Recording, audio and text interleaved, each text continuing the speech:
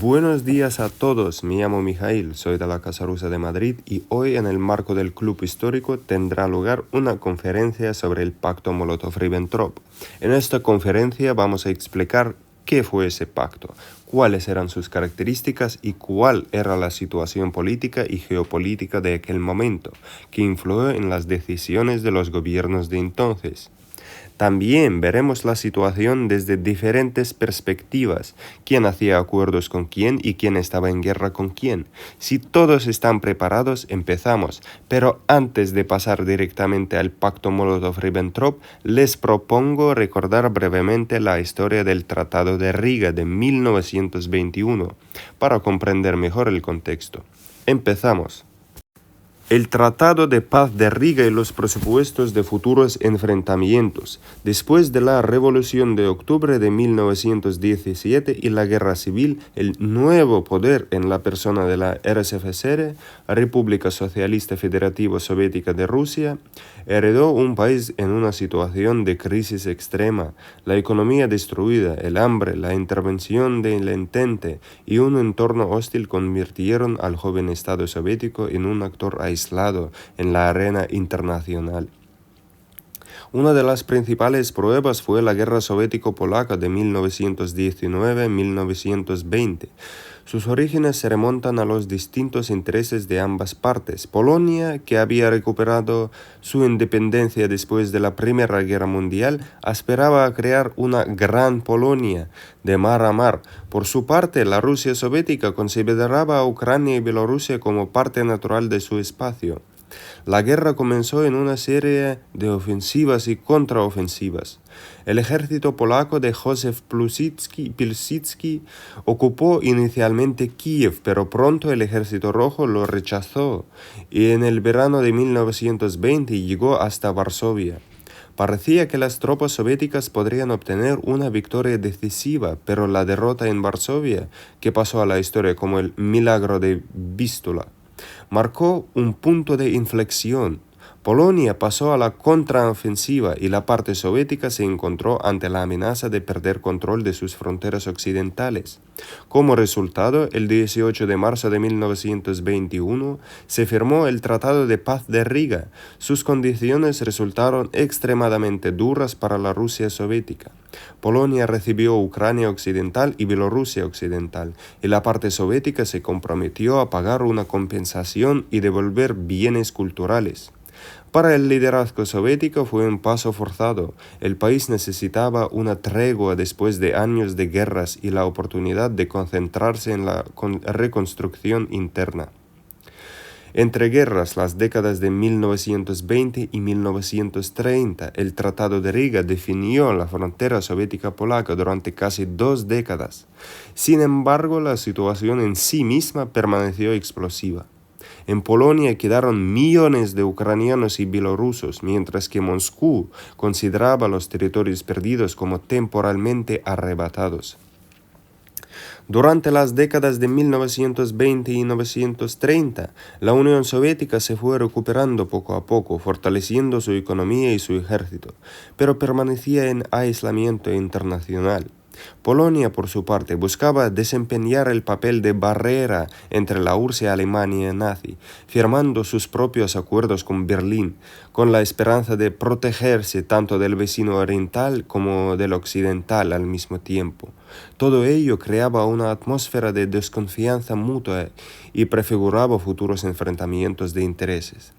En estas condiciones se hizo evidente que la paz firmada en Riga no aportó una estabilidad duradera, solo propuso la resolución de la cuestión territorial, que volvería a surgir a finales de la década de 1930, cuando la situación internacional se agudizó rápidamente.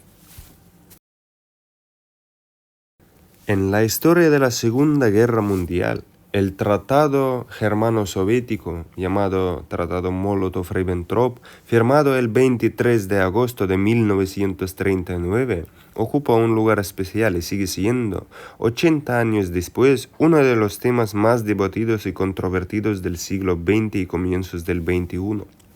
Existen diferencias importantes en la interpretación de causas y objetivos de las partes, La valoración de los resultados y los errores estratégicos, cuestiones aún polémicas en la historiografía rusa y extranjera, tanto soviética como postsoviética. El Acuerdo de Múnich de 1938, un año más antes, que buscaba la pacificación de Europa a costa de la partición de un país soberano, no dio los resultados esperados y sembró miedo y desconfianza en los pequeños estados de Europa del Este. La URSS, preocupada por su seguridad, buscó entre marzo y agosto de 1939 mantener la neutralidad mientras sondeaba la posición anglo-francesa sobre un acuerdo político-militar. Las prolongadas negociaciones entre Gran Bretaña, Francia y la URSS de mayo a agosto de 1939 mostraron que Londres y París intentaban enfrentar a la URSS con Alemania, trasladando así el conflicto hacia el este. Estas conversaciones terminaron sin ser resueltos. Mientras tanto, Hitler, que desde abril había aprobado el plan Weiss para invadir Polonia, el 1 de septiembre, necesitaba urgentemente un tratado con la URSS para evitar una guerra en dos frentes. Stalin, temiendo un frente antisoviético unido y desconfiado de las propuestas anglo-francesas, vio en un acuerdo con Alemania una opción más amplia para la seguridad de la URSS y para aplazar la guerra. Alemania ya exploraba esta posibilidad desde mayo-junio de 1939, pero a finales de agosto Alemania concentraba más de 1,5 millones de soldados, 2.800 tanques y 2.000 aviones, por lo que necesitaba firmar el tratado de no agresión sin demora. Hitler ofreció concesiones importantes, tanto militares, territoriales como económicas, detalladas en un telegrama especial entregado a Stalin el 21 de agosto. Finalmente, en Moscú, Ribbentrop y Molotov firmaron el Tratado de No Agresión junto con un protocolo secreto que definía la división de esferas de influencia y territorios entre la URSS y Alemania, desde Mar Báltico hasta el Mar Negro, como planeaba Polonia. Preparativos para la Gran Guerra. Uno de los acontecimientos más trágicos del siglo XX es sin duda la Segunda Guerra Mundial, la más sangrienta y destructiva de la historia de la humanidad.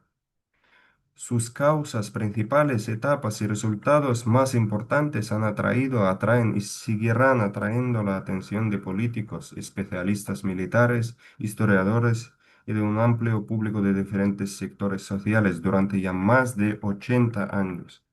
La Guerra Fría, que comenzó poco después de la derrota de la Alemania fascista y de los países del Eje por parte de los aliados, hizo que muchos problemas de la Segunda Guerra Mundial fueran aún más actuales y que la interpretación de numerosos acontecimientos clave se convirtiera en un objeto de polémica. Los dobles estándares y la negación del papel decisivo de la URSS en la victoria llegaron tan lejos que en varios países de Europa del Este la lucha contra la herencia comunista se trasladó incluso a los monumentos a los soldados soviéticos caídos en combate contra la Alemania fascista. A este grupo de cuestiones polémicas que se intensificaron especialmente a finales del siglo XX y comienzos del XXI, pertenece el Pacto Germano-Soviético de No Agresión, firmado en Moscú el 23 de agosto de 1939 por los jefes de la diplomacia soviética y alemana, con Molotov y Ribbentrop. En la historia de la Segunda Guerra Mundial, el periodo de 38-39 se señala como el inicio de la agresión de la Alemania fascista contra pequeños países europeos, algo que Hitler ya había anunciado en su obra Mein Kampf. La débil protesta o incluso el consentimiento táctico de las principales potencias europeas, Gran Bretaña y Francia, ante esta política de expansión del espacio vital, se convirtió en la antesala del ataque alemán contra Polonia y de la imposición de la hegemonía alemana en la mayor parte de Europa. Desde 1935 Alemania dejó incluso de respetar formalmente las restricciones del Tratado de Versalles sobre la reconstrucción de sus fuerzas armadas, lo que llevó pronto a una demostración de poder militar frente a Checoslovaquia. La respuesta fue la política anglo-francesa de apaciguamiento de Hitler, destinada, según ellos, a mantener de manera fiable la paz y la estabilidad con Europa. Con numerosos partidarios en las élites gobernantes de varios países europeos, Hitler estaba bien informado, tanto por vías diplomáticas como militares, sobre el ambiente de tolerancia en los círculos gubernamentales británicos y franceses. Esto le permitió violar de manera grosera e impune el derecho internacional y el Estatuto de la Sociedad de Naciones. Pasamos al Acuerdo de Múnich y la exclusión de la URSS. Un paso muy importante hacia la Segunda Guerra Mundial fue dado en la noche del 29 al 30 de septiembre de 1938, un año antes del inicio de la guerra, cuando las cuatro principales potencias europeas, Gran Bretaña, Francia, Alemania y Italia, legalizaron la partición de la soberana Checoslovaquia, un país que tenía la capacidad de defenderse con éxito. De esta manera se sancionó, de hecho, su posterior desintegración y la ocupación alemana en marzo de 1939. Es importante recordar también los datos del proceso de Nuremberg, donde el mariscal de campo de Waikato, evaluando la posición de Chamberlain y Daladier en la cuestión de Checoslovaquia, afirmó que las Fuerzas Armadas alemanas en ningún caso habrían recurrido a acciones militares si los líderes británico y francés hubieran amenazado a Hitler en Múnich con las palabras intervendremos, nada más. La URSS, siendo uno de los estados europeos más grandes, se encontró aislada no solo de la participación en las negociaciones de Múnich, sino también de cualquier posibilidad de influir en estos acontecimientos decisivos para el destino de Checoslovaquia y de toda Europa. A pesar del tratado existente entre la URSS y Checoslovaquia y de la propuesta de Joseph Stalin al presidente Edvard Beneš, que de prestar a su país un apoyo masivo con fuerzas de ejército rojo, el presidente de Checoslovaquia. Esta ayuda potencial fue rechazada por el liderazgo checoslovaco bajo la presión de los gobiernos de Gran Bretaña y Francia. Sin embargo, incluso si Beneš hubiera aceptado, la URSS no habría podido cumplir sus compromisos debido a la postura de Polonia, cuyo gobierno anticomunista declaró firmemente que cerraba su espacio territorial, incluido el aéreo, para el paso de las tropas soviéticas. El Acuerdo de Múnich, sus resultados y su orientación claramente antisoviética fueron comprendidos y evaluados con claridad por Stalin. Estos hechos introdujeron serias correcciones y añadidos en la política exterior soviética y en la forma de entender el lugar de la URSS dentro de los procesos político-militares que estaban ocurriendo en Europa. Aquí podemos ver ABC, periódico español, si no me equivoco, y un artículo en Múnich aseguran la paz de Europa cuatro hombres de buena voluntad, ojo, Hitler, Mussolini, Chamberlain y Daladier. Y solo después de unos años se entenderá quién era de verdad hombres de buena voluntad. Aquí vemos a Adolf Hitler, Benito Mussolini, Neville Chamberlain y Edward Daladier. Alemania, Italia, Reino Unido y Francia.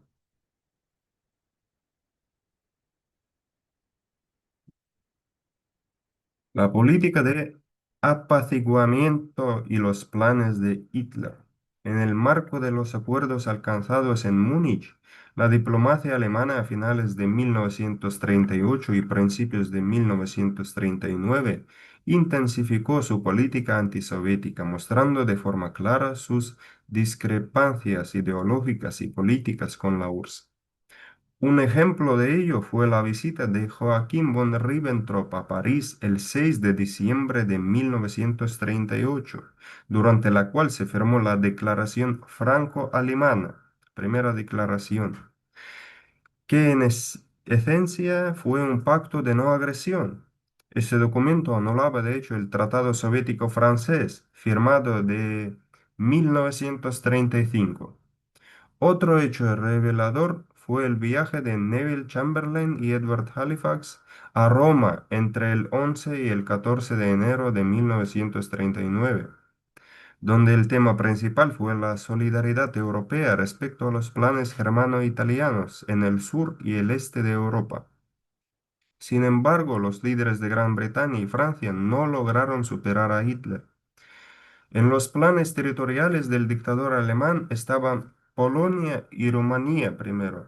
La primera debía proporcionar recursos territoriales y materias primarias, y la segunda, gracias a su petróleo, debía asegurar el suministro estratégico fundamental. Estos factores iban a fortalecer el potencial económico de Alemania, indispensable para emprender una gran guerra prolongada.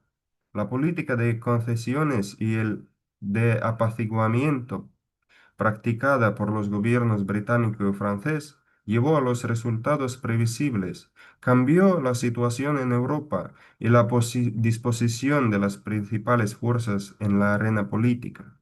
Mientras la opinión pública europea era tranquilizada con promesas y discursos sobre la paz, como vimos en periódico de página anterior. Mientras pasaba esto, Hitler apenas medio año después de Múnich comenzó a realizar sus planes estratégicos y tácticos de conquistar el espacio vital, en su idioma Lebensraum, a costa de los territorios de sus vecinos. Los planes estratégicos de Hitler y la cuestión polaca. Una de las tareas más importantes en los planes estratégicos de Adolf Hitler fue la preparación de la invasión de Polonia, cuyo inicio estaba previsto para el 1 de septiembre de 1939. Así lo comentó Brauchitsch, un científico, politólogo. Es necesario destruir Polonia de tal manera que durante las próximas décadas no haya necesidad de tenerla en cuenta.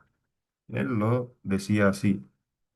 En la resolución de Hitler, que en la práctica fijó la fecha del comienzo de la Segunda Guerra Mundial, se ordenaba a la Wehrmacht estar completamente preparada para atacar a Polonia en cualquier momento, eso cita, en cualquier momento, a partir del 1 de septiembre de 1939. El creciente enfrentamiento entre los países que apenas unos meses antes habían firmado el Acuerdo de Múnich aumentó de forma significativa el papel político de la URSS en los asuntos europeos. A medida que las contradicciones entre la coalición anglo-francesa y los regímenes fascistas del eje se intensificaban, en los círculos diplomáticos crecía el interés hacia la posición soviética. Cada una de las partes buscaba aprovechar al Estado soviético en sus propios planes políticos, o al menos neutralizar la posibilidad de que llegara a un acuerdo con el adversario. El comienzo de 1939 estuvo marcado por los éxitos de los regímenes fascistas en España, donde, gracias a la considerable ayuda militar alemana e italiana, cayó el gobierno republicano apoyado por la URSS, y se estableció el régimen del general Francisco Franco, sin encontrar resistencia por parte de Gran Bretaña y Francia. Hitler en marzo de 1939 ocupó Checoslovaquia. El 15 de marzo las tropas alemanas entraron en Praga y el 14 de marzo Eslovaquia proclamó su independencia bajo la protección del Reich alemán. Obligado a justificarse en el Parlamento británico, Chamberlain declaró que Checoslovaquia había dejado de existir debido a una desintegración interna y que esto no afectaría a la política exterior de su gobierno. Entonces, lo que quiere decir es que Partimos Checoslovaquia, ya no hay, entonces no hay que cumplir las promesas, ya que existe ahora Chequia y Eslovaquia. Así de fácil. Esta postura pacificadora, entre comillas, de las principales potencias europeas favoreció la intensificación de la presión militar de Alemania sobre sus vecinos orientales más débiles. A pesar de los intentos de Varsovia de no agravar las relaciones germano-polacas, en Berlín se elaboró, por segunda vez desde octubre de 1938, un nuevo memorándum con serias exigencias a la parte polaca. El 21 de marzo de 1939, Ribbentrop presentó a Polonia la propuesta de entregar a Alemania la ciudad de Danzig, en ruso llamado Gdansk. Lo podemos ver aquí. Estaba en este territorio. Aquí, como dijeron, estaba territorio entre comillas alemana. Querían cortar este paso y de permitir la construcción de una carretera y una una línea ferrocarril para suministrar armas y etcétera a través del territorio polaco hacia Prusia Oriental. Hacia Prusia Oriental. La negativa polaca recibida el 26 de marzo fue el motivo para que Hitler se deshiciera del pacto de no agresión hermano polaco, firmado el de 1934. El 28 de abril de 1939, en el Reichstag, Hitler anunció su anulación, tan fácil como antes. Fue un paso previsible en el marco de la preparación de la invasión de Polonia prevista en el Plan Weiss. Como respuesta a las acciones de Berlín, Gran Bretaña, el 31 de marzo ofreció a Polonia ayuda y garantías militares, que el 6 de abril de 1939 se transformaron en un acuerdo bilateral de asistencia mutua. Sin embargo, Hitler y el alto mando militar de Reich reaccionaron con bastante calma a estas medidas de Londres, considerándolas más bien populistas. El jefe del Estado Mayor del ejército alemán, Franz Halder, anotó en su diario militar que, cita, las garantías de las potencias occidentales a Polonia son falsas. Punto. Y pasamos al siguiente.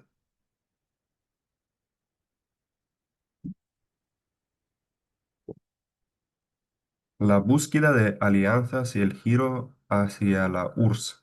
El 21-22 de marzo de 1939, Lituania se vio obligada a firmar un tratado con Alemania, por el cual esta última recibió la región de Memel, Klaipėda, y la ciudad de Memel, Klaipėda, mismo nombre, un puerto importante en el mar Báltico.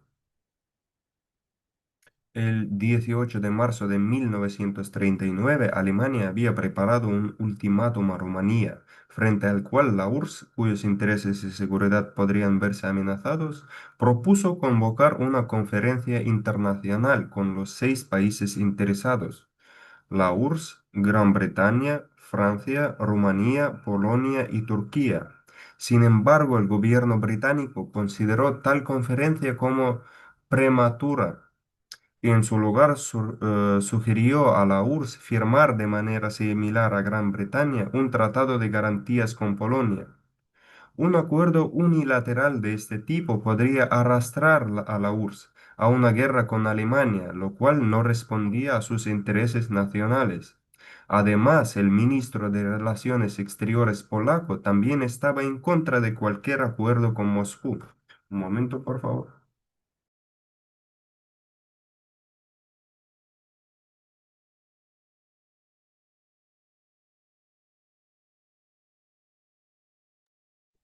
Entonces, el gobierno polaco no quería firmar ningún acuerdo con Moscú.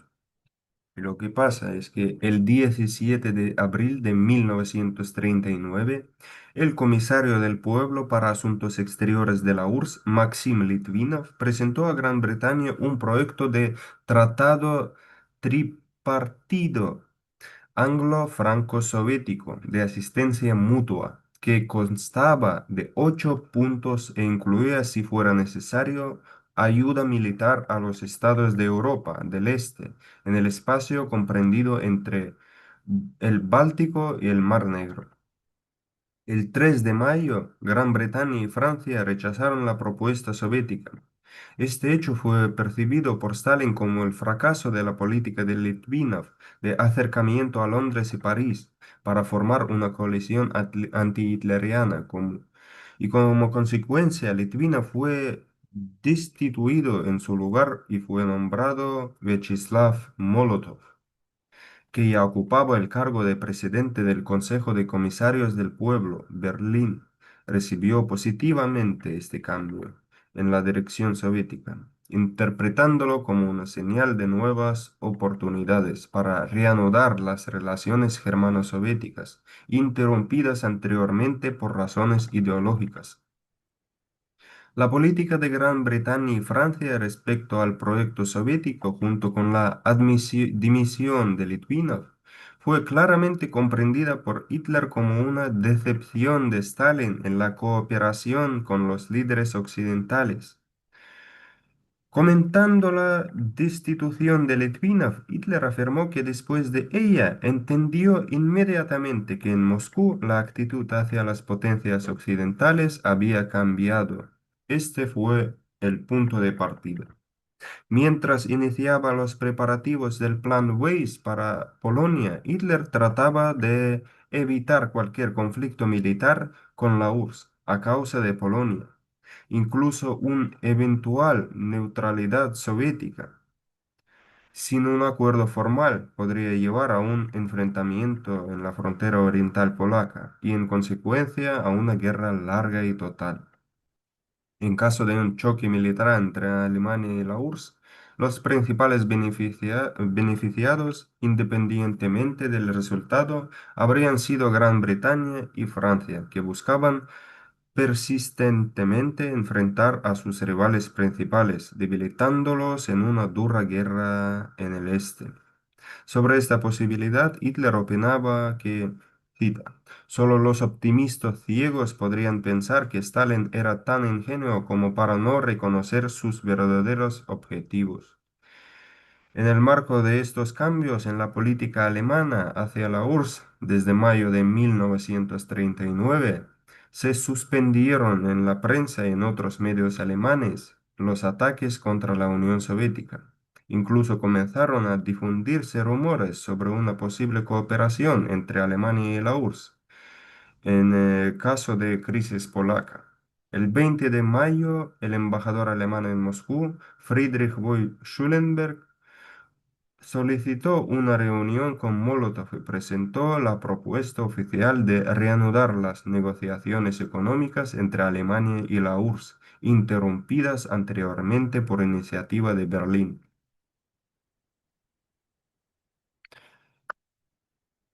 ¿Cuál era la reacción de Londres y París ante el acercamiento germano-soviético? Un momento, por favor.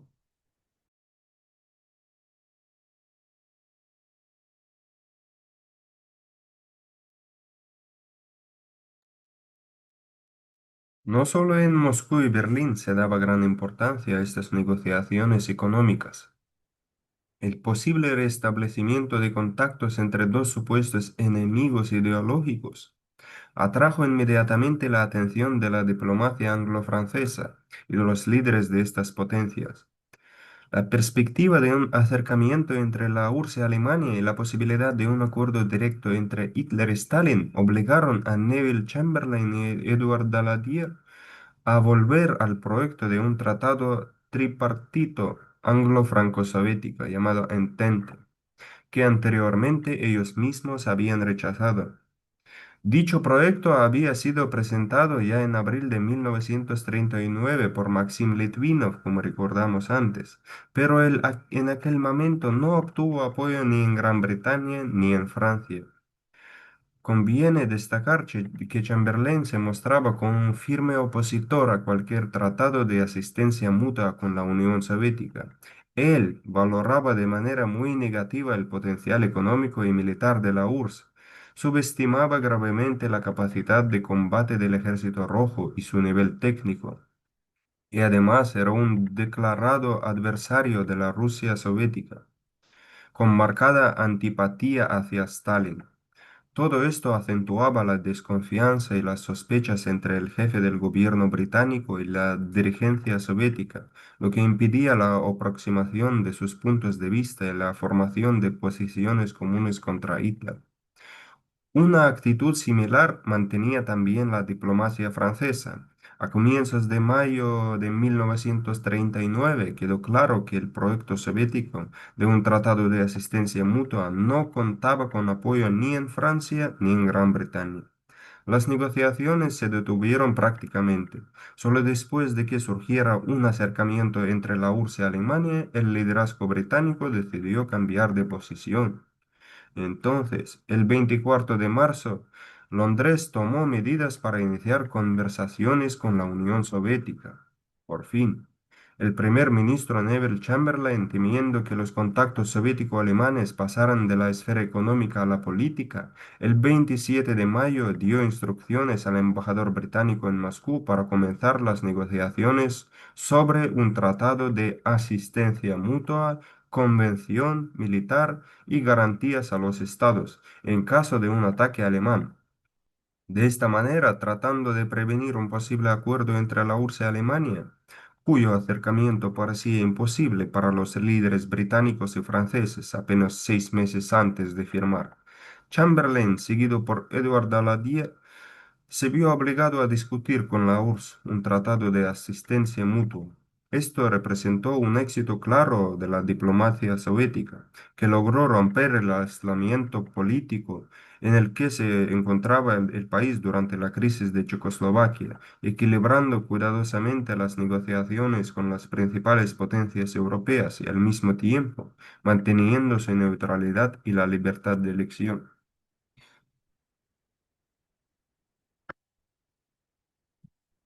Obstáculos políticos y militares antes del pacto germano-soviético. Existían problemas sin resolver, tanto de tipo político como militar. La dilación evidente de las negociaciones por parte de Gran Bretaña y Francia buscaba impedir que Hitler atacara Polonia antes del inicio del otoño lluvioso, tal como lo había planificado. Conviene señalar que Hitler intentó aprovechar la desconfianza existente entre Stalin y Chamberlain, con cada uno de los cuales la diplomacia alemana exploraba la posibilidad de un pacto bilateral. En agosto de 1939, Hitler mantenía negociaciones activas tanto con Moscú como con Londres, lo que dejaba pocas esperanzas de que durante el verano se firmara el esperado tratado anglo-franco-soviético. Uno de los problemas más críticos que nunca se resolvió durante las discusiones era la posición de Polonia respecto al uso de su territorio y espacio aéreo por parte del Ejército Rojo en caso de que participara en operaciones militares bajo el tratado. Las relaciones tradicionalmente frías de los polacos con el Imperio ruso, heredadas de las particiones de Polonia y el legado de la guerra polaco-soviética, el paz que hablamos antes, permanecían también durante las negociaciones anglo-franco-soviéticas. Con la llegada del poder de Hitler, que inició una lucha activa contra los comunistas alemanes y la Comintern, cierta parte de la élite polaca, incluyendo al ministro de Relaciones Exteriores polaco, Coronel Beck, apoyó la política anticomunista del Führer. Incluso ante la amenaza de un ataque alemán, Polonia rechazó cualquier acuerdo con la URSS. Esta línea política no cambió significativamente después del 28 de abril de 1939, incluso cuando Hitler anunció la ruptura del Pacto Hermano Polaco de No Agresión de 1934. El inicio de las negociaciones anglo-franco-soviéticas en Moscú fue recibido negativamente por Beck, quien el 9 de junio de 1939 comunicó por telegrama al embajador polaco en Londres que un acuerdo con la URSS solo alteraría la estabilidad y seguridad en Europa del Este. A pesar de la presión británica, especialmente francesa, sobre Polonia para permitir el paso de tropas soviéticas, no se consiguió su aprobación. Ya el 20 de agosto de 1939, Beck notificó al embajador polaco en Francia que Polonia no tenía ningún tratado militar con la URSS y no planeaba firmar uno. Casi inmediatamente antes del ataque alemán a Polonia, Beck siguió tratando de negociar con funcionarios nazis la cuestión de Janks, una ciudad que quería Hitler, el corredor de esta ciudad, a cambio de paz. Pero Hitler ya tenía otros planes. Quería toda Polonia, a la que describió a Keitel como un punto de concentración adelantado para sus tropas. La política del liderazgo polaco antes de la Segunda Guerra Mundial fue calificada por el historiador estadounidense William Shirer, autor de Ascensos y Caídas del Tercer Reich, como lo describió como suicida. Además, los esfuerzos diplomáticos alemanes en agosto de 1939 para bloquear el Tratado Anglo-Franco-Soviético jugaron un papel decisivo en la suspensión de las negociaciones en Moscú el 20 de agosto, de manera que nunca se reanudaron. Alemania exploraba activamente las posiciones de Gran Bretaña y la URSS, ofreciendo a cada parte negociar un pacto con Alemania. Los días 10 y 15 de agosto en Berlín y Moscú, a nivel de los jefes de las representaciones diplomáticas soviética y alemana, Astachov y Schulenberg, la parte alemana presentó propuestas concretas sobre la delimitación de las esferas de influencia de la URSS y la URSS la aceptó y ajustó. Alemania estuvo de acuerdo y el 17 de agosto propuso acelerar la formalización legal de los acuerdos, firmando primer tratado económico y preparando el pacto de no agresión, para el cual Ribbentrop debía viajar a Moscú. La URSS envió a Berlín el proyecto de pacto y fijó la llegada de Ribbentrop para el 26-27 de agosto, lo que no satisfizo a Hitler. El comando alemán, ya concentrando las principales fuerzas de Wehrmacht en la frontera polaco, grupos de ejército sur y norte, con 54 divisiones de 62 previstas para la campaña en Polonia, más de 1,5 millones de soldados, 2.800 tanques, incluyendo más de 300 de nuevos tipos T-3 y T-4, y más de 2.000 aviones se preparaba para la guerra, dado que Hitler había fijado el inicio de la campaña para el 1 de septiembre de 1939, con intención ah, con intención de terminar antes del inicio de la temporada de lluvias. El 21 de agosto, Schulenberg envió a Stalin un telegrama de Hitler indicando que Alemania aceptaba el proyecto soviético de pacto de no agresión y solicitaba la presencia de Ribbentrop para firmarlo entre 22 y 23 de agosto. Stalin respondió que la URSS estaba lista para recibir a Ribbentrop el 23 de agosto. Esta prisa de Hitler para la firma no solo se debía al inicio de operaciones militares con Polonia, sino también a las negociaciones secretas previstas para el 23 de agosto entre Hermann Göring y Chamberlain en la residencia del primer ministro británico. Firma del Pacto Germano-Soviético de no agresión, los contactos que comenzaron en la primavera de 1939 entre diplomáticos británicos y alemanes se intensificaron en agosto y ocurrieron paralelamente a las negociaciones soviético-alemanes.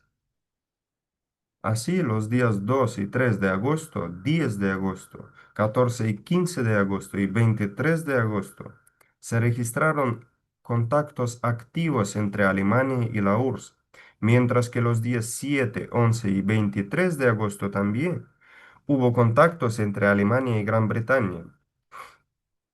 El 23 de agosto, el ministro de Asuntos Exteriores alemán, Joachim Ribbentrop, llegó a Moscú para firmar el pacto de no agresión con la URSS.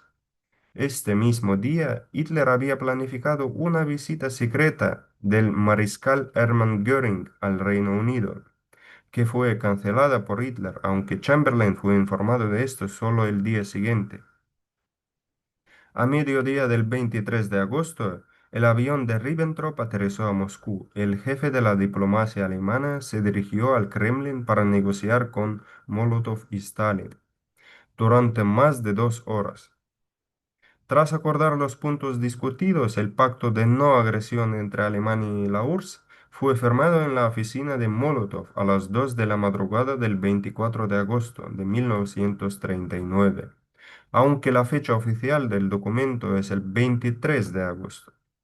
La presencia del máximo liderazgo soviético y las plenas facultades iluminadas con las que Ribbentrop había sido autorizado por Hitler, según le comunicó a Stalin por telegrama, facilitaron la firma rápida del pacto, que luego fue ratificado por el Soviet Supremo de la URSS el 30 de agosto de 1939.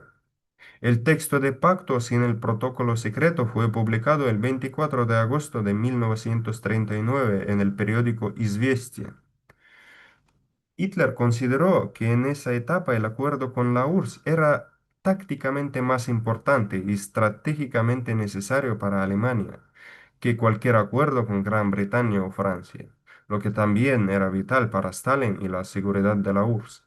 El pacto de no agresión firmado en Moscú este año se convirtió en un documento ampliamente conocido como uno de los más importantes en vísperas de la Segunda Guerra Mundial, aunque los historiadores lo evalúan de manera diferente tanto en la historiografía rusa como internacional, como comentamos antes. Sin embargo, a pesar de los errores trágicos y las graves consecuencias de los primeros meses de la Gran Guerra Patria, en gran parte relacionados con deficiencias en la doctrina y estrategia militar soviética, la subestimación de la fuerza del ejército alemán y de los plazos del ataque alemán a la URSS, la posposición de la entrada de la URSS en la guerra lograda gracias a la firma del pacto, tuvo un significado crucial para la futura victoria, cuyas consecuencias históricas son difíciles de sobreestimar.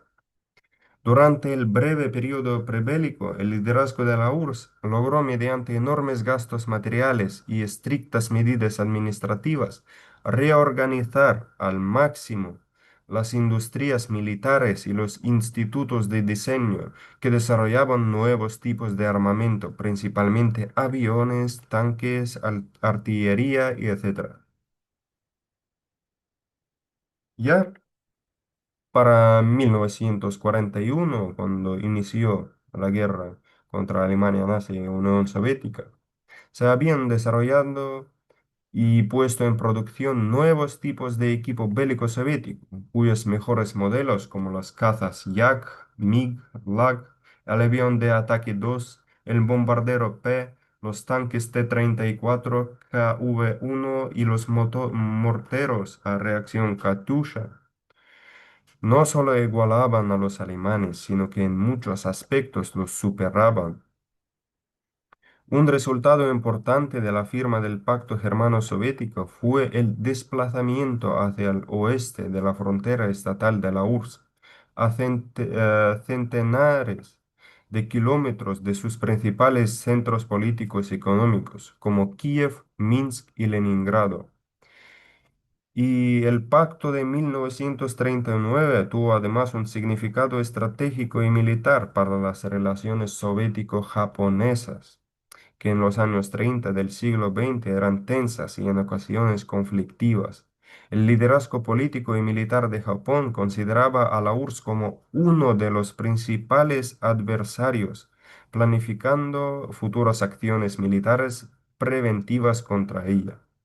Durante la preparación del acuerdo entre Berlín, Roma, Tokio, Japón estaba dispuesto a entablar una guerra por la supremacía mundial con la URSS, pero dudaba en enfrentarse a varias potencias occidentales, principalmente Gran Bretaña, La doctrina militar japonesa, cuyo objetivo principal era alcanzar la supremacía en Asia, se basaba en gran medida en concentrar fuerzas armadas japonesas que superaban en poder al ejército rojo en el extremo oriente.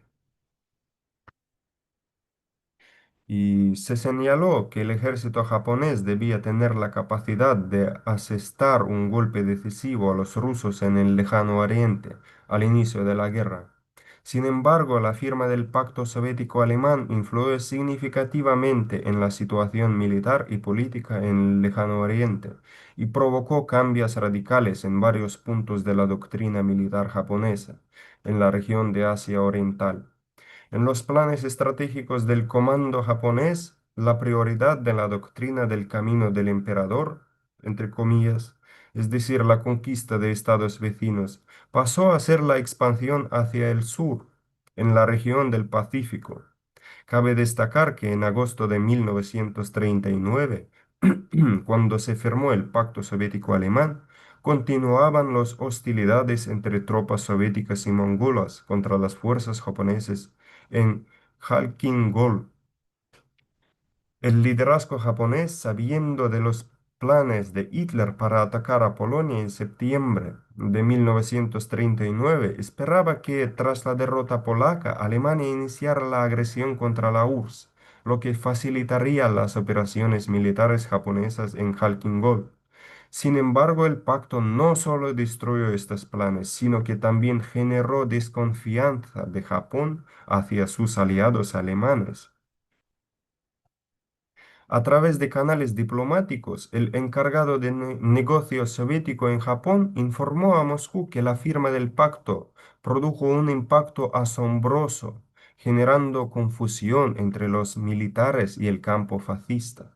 El 25 de agosto de 1939, el gobierno japonés emitió una protesta firme contra Alemania, acusándola de violar los principios del pacto anticomintern. Uno de los mayores éxitos obtenidos por la URSS gracias al pacto fue la estabilización de las relaciones soviético-japonesas en el lejano oriente, el fracaso de la aventura militar japonesa en Khalkhin-Gol, así como el cambio forzoso de varios puntos de la doctrina militar japonesa.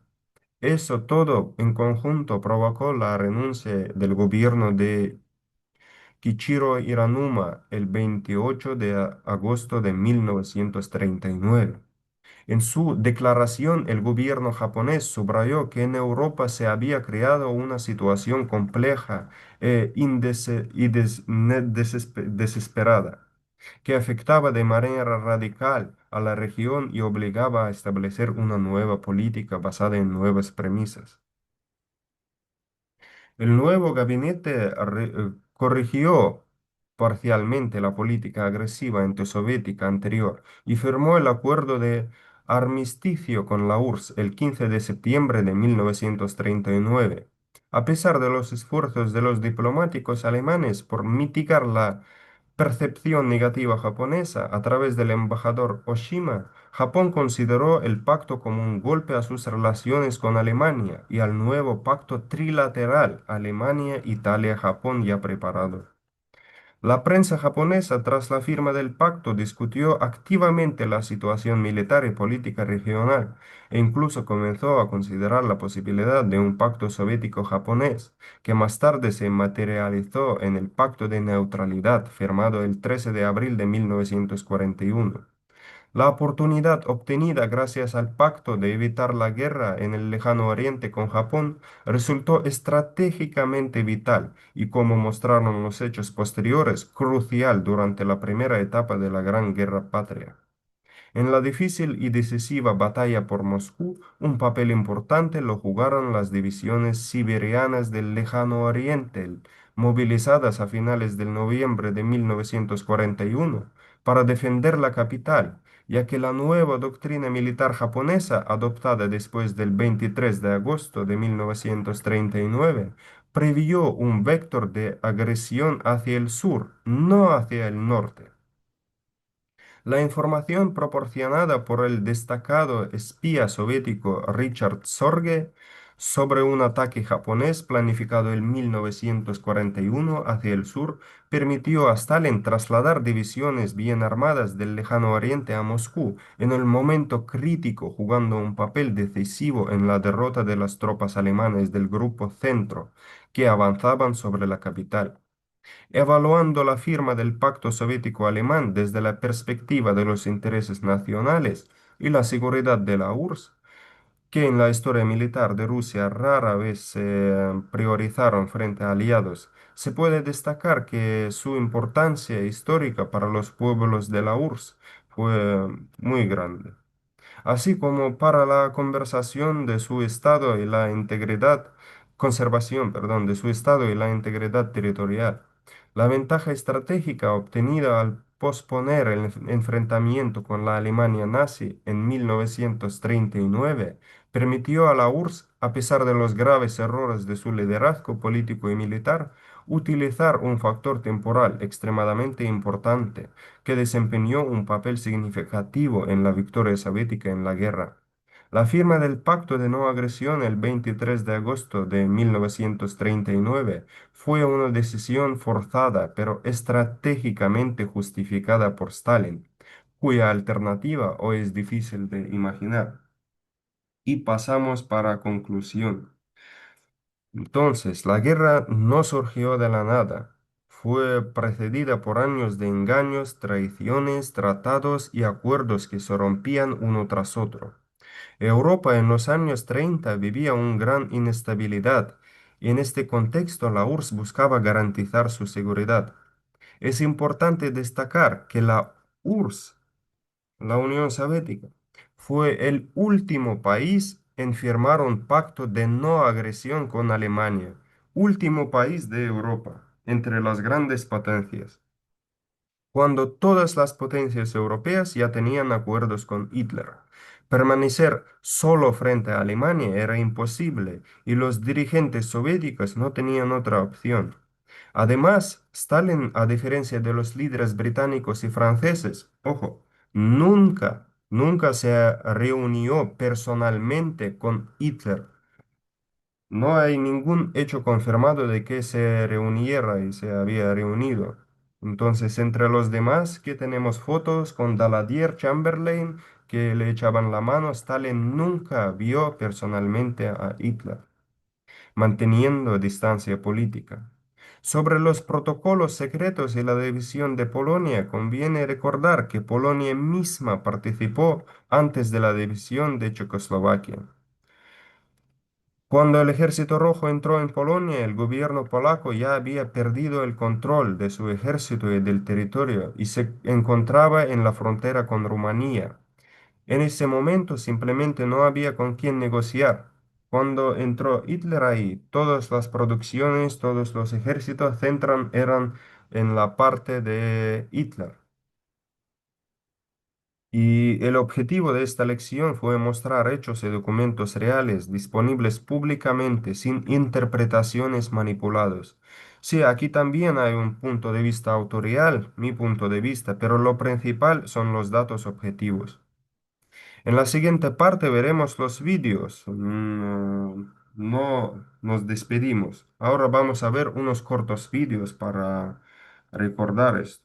Uno para consolidar el material y otro con el discurso de Vladimir Putin en 2009, donde comenta estos acontecimientos en su conversación con Donald Tusk, primer ministro de Polonia. Ahora vamos a pasar al vídeo.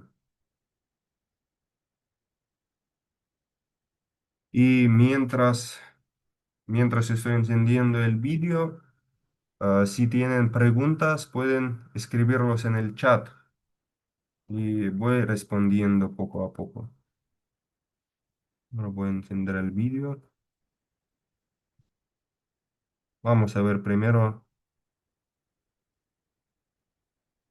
esto, con Putin y Tusk, el primer ministro de Polonia. Quiero llamar la atención de nuestros estimados colegas sobre el hecho de que el Pacto Molotov-Ribbentrop fue el último documento firmado por una potencia europea, la Unión Soviética, con la Alemania hitleriana. Antes de eso, existía también la firma del Acuerdo Polaco-Alemán de 1934.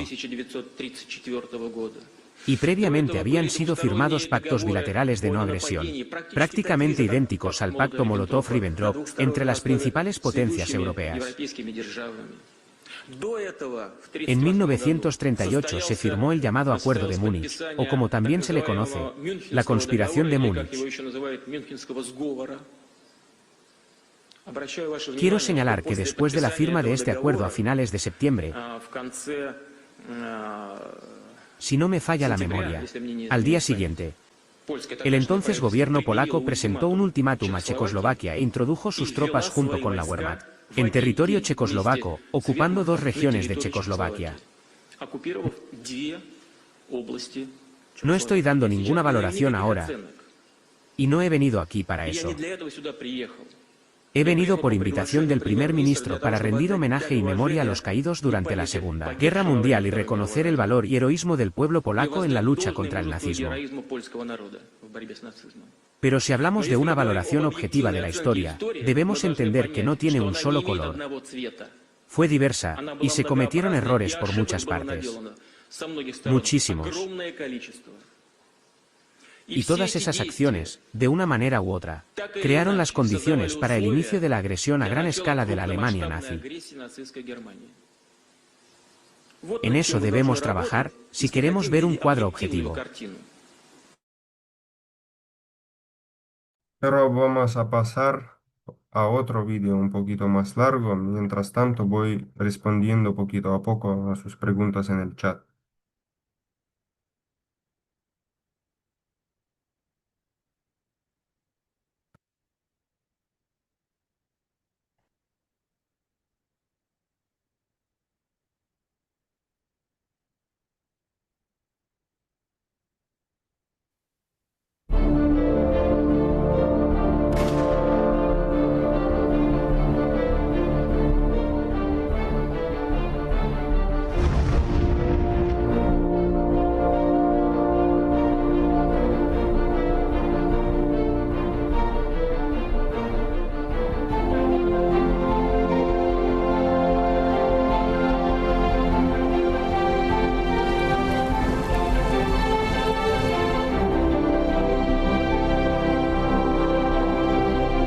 Nosotros no aceptaremos la exclusión de nuestro pueblo de ese derecho.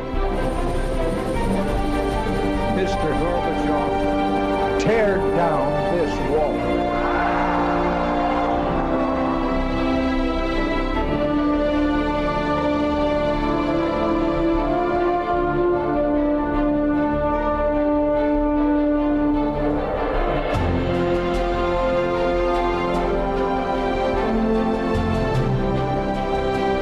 Buenas noches, señoras, caballeros, bienvenidos a Tiempos Modernos.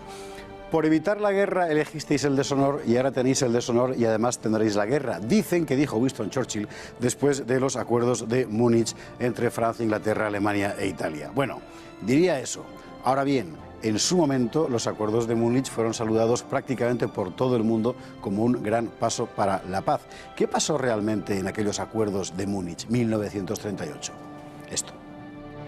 En la ciudad alemana de Múnich, en Baviera, el 29 de septiembre de 1938, se firmó un pacto que para muchos hoy fue la claudicación, pero que en su momento se consideró como un paso para la paz.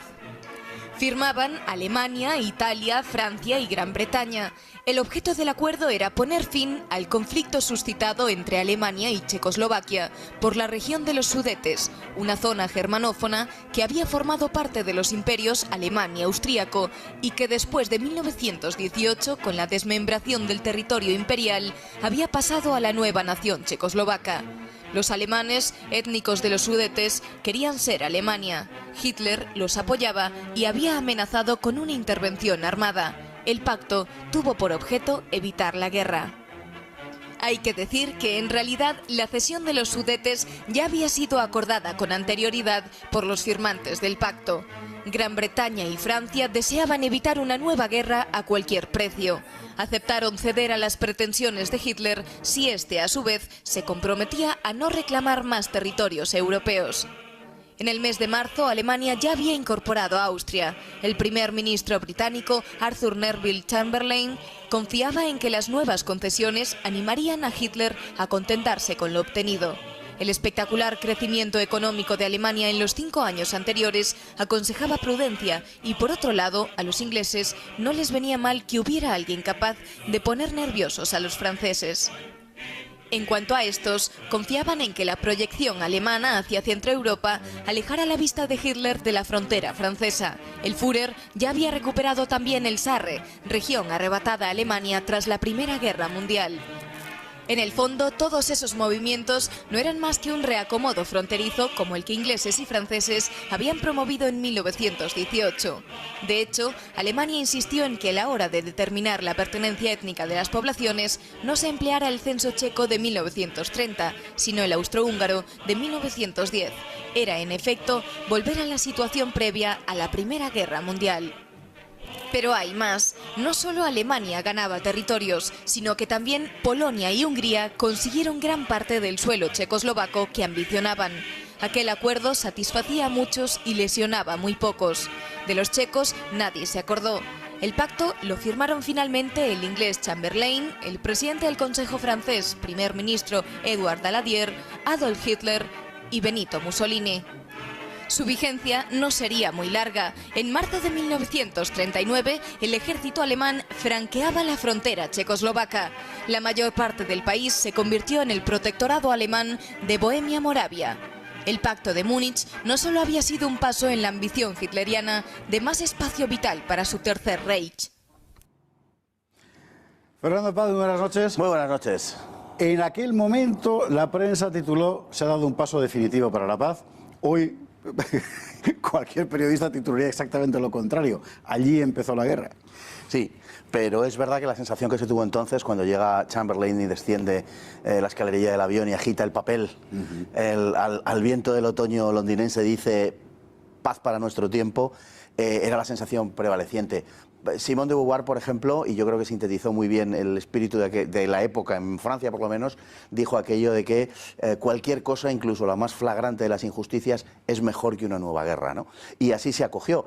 Se dice que Daladier, cuando volvió a París, a Le Bourget, al aeropuerto de París, y vio una multitud que le esperaba, se dice que temió por su vida, que pensaba que eran las masas iracundas que venían a colgarle.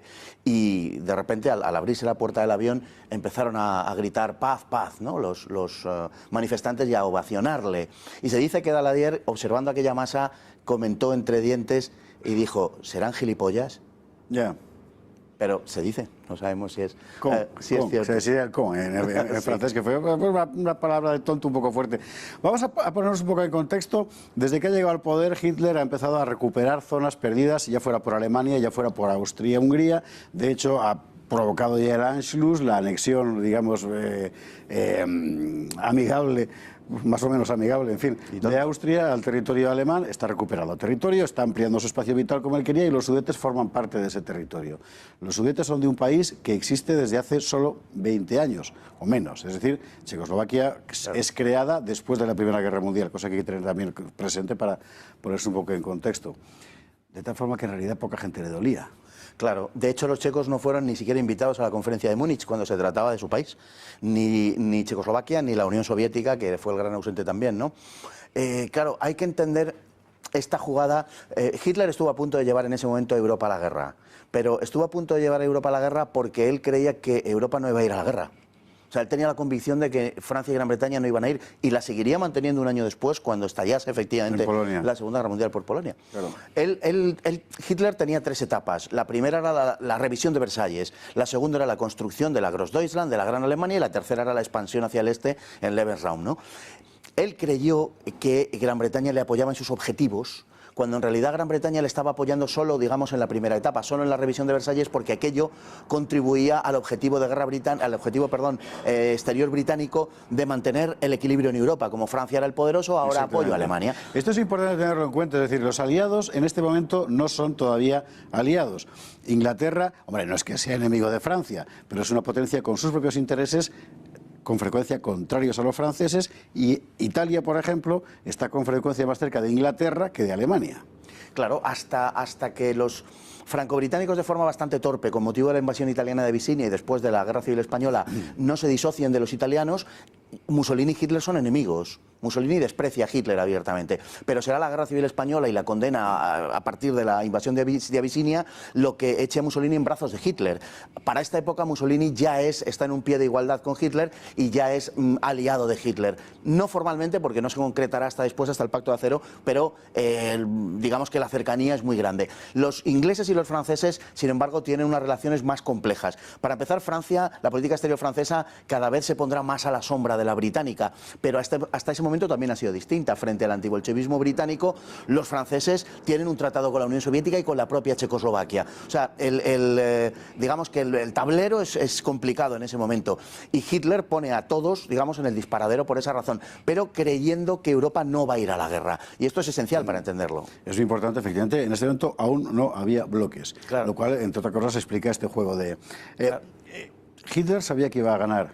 Seguramente no pensaba que lo iba a ganar tan fácil.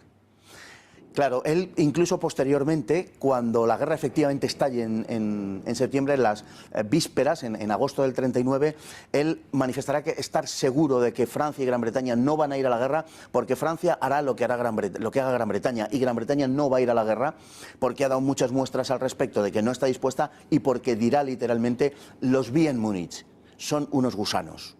Ya. Eso decía Hitler de los ingleses. Eso es. Está bien. En fin, a veces uno comete errores. Sí, sí. En todo caso, Alemania se merienda a Checoslovaquia muy pocos meses después. El gobierno checo de Beneš, quiero recordar que era el jefe del gobierno, cae y se deja caer, y el resto del país es asumido por otros. Conviene recordar, por cierto, que con frecuencia se olvida que de aquí sacan tajada no solo Alemania, sino también Polonia y Hungría, naciones creadas también después del 19, de 1919, que están esperando a apoderarse de territorios también.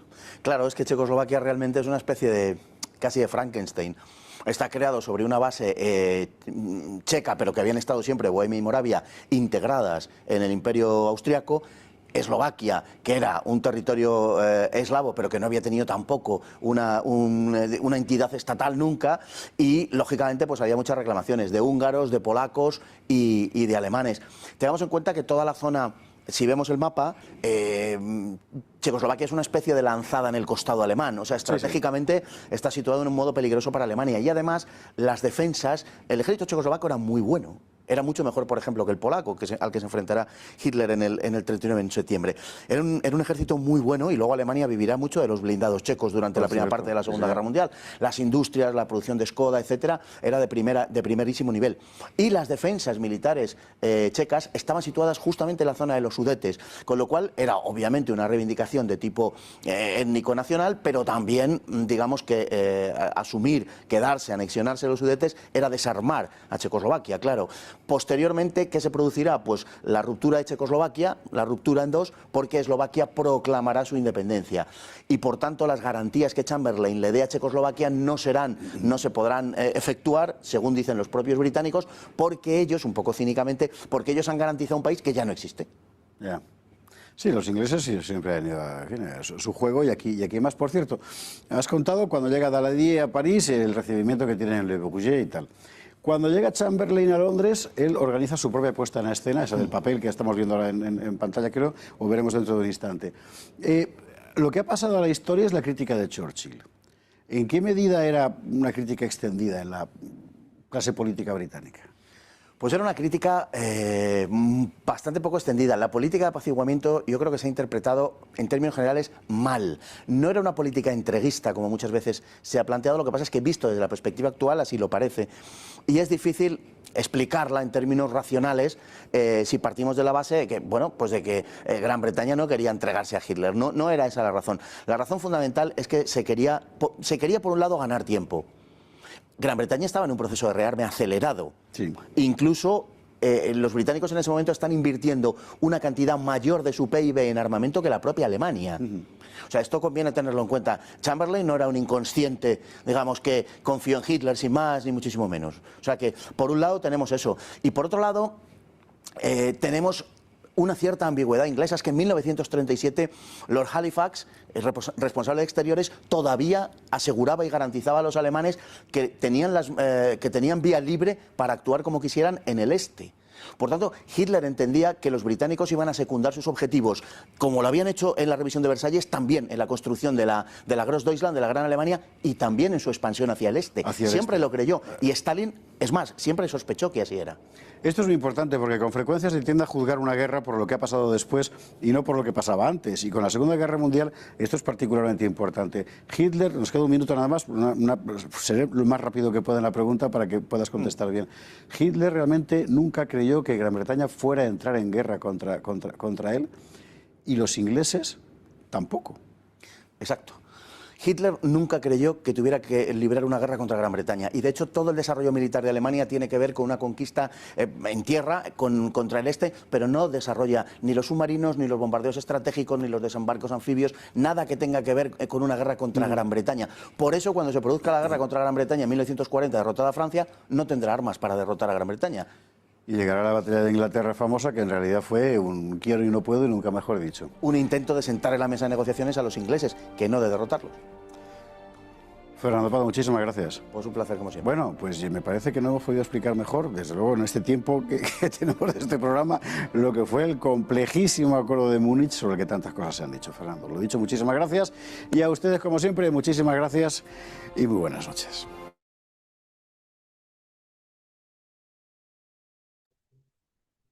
En esto creo que vamos a concluir nuestra conferencia sobre el pacto Molotov-Ribbentrop. Si tienen preguntas, no duden en hacerlas. Y mientras quiero decir muchas gracias a todos por su presencia, espero que les haya resultado interesante escuchar sobre la historia.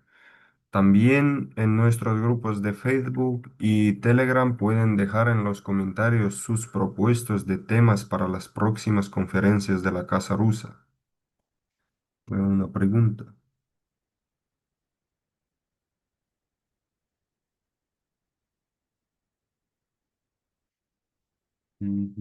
Buena pregunta, muy bien. Voy a pensar. Vio que el eurodiputado polaco pisoteó la bandera de la Unión Europea. ¿Cree que la Unión Europea perdió credibilidad desde el predominio izquierdista? De verdad, buena pregunta. No sé qué responder. No estoy bien informado de este tema. De verdad. Pero lo voy a anotar, y si vas a asistir a otra conferencia, te voy a dar respuesta bien preparada, ¿vale? Si tienen más preguntas al respecto del tema,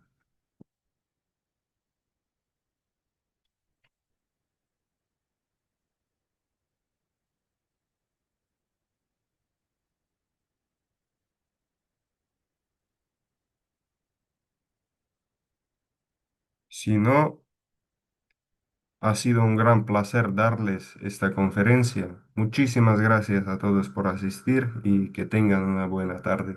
Hasta luego a todos.